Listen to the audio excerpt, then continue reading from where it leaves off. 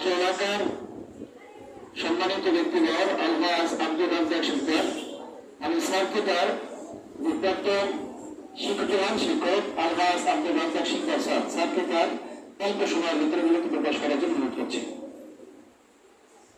আসসালামু আলাইকুম ওয়া রাহমাতুল্লাহি ওয়া বারাকাতুহু। ঐতিহ্যবাহী তাহফিজুল কোরআন নুরানী মাদ্রাসা কর্তৃক আয়োজিত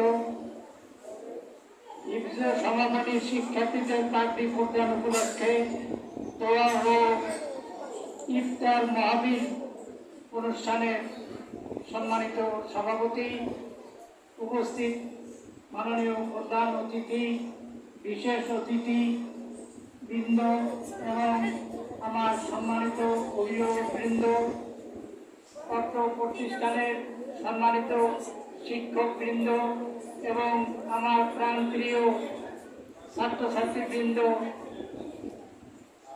আজকের যে মহতী অনুষ্ঠান, এই প্রতিষ্ঠান আমাদের মাদারীপুরে যত মাদ্রাসা আছে তার মধ্যে আমার মনে হয় প্রথম স্থান অধিকার করেছে এই মাদ্রাসা।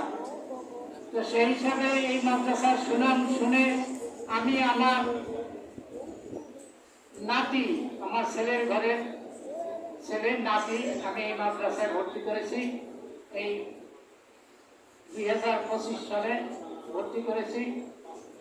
তো মাদ্রাসা আমি রেগুলার মাদ্রাসায় নিয়ে আসি এবং আমার ছুটি হলে তার বাবা চাকরি করে, সে আবার দুপুরে বাসায় আসে, সে আবার নিয়ে যায়।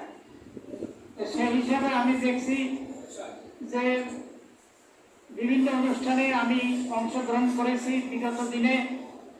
তো শিক্ষকদেরকেও এই অনুষ্ঠান থেকে তাদেরকে পুরস্কৃত করা হয়, তাদেরকে শ্রেষ্ঠ শিক্ষক হিসাবে মনোনীত করে পুরস্কার দেওয়া হয়। এটা ভালো, সুন্দর। যদি তাদের শিক্ষা দান পদ্ধতি যদি ভালো হয়, সুন্দর হয়, তারা পুরস্কার পাওয়ার মতো যোগ্যতা যদি তারা অর্জন করে থাকে, তাদেরকে দেওয়া সেটা ভালো।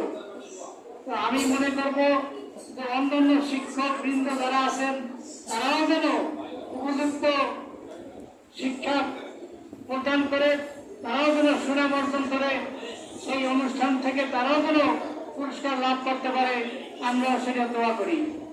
তো আমি প্রতিষ্ঠানের যে প্রধান স্যার আছেন এবং অন্যান্য শিক্ষকবৃন্দ যারা আছেন, তারা আমি দেখেছি আমাদের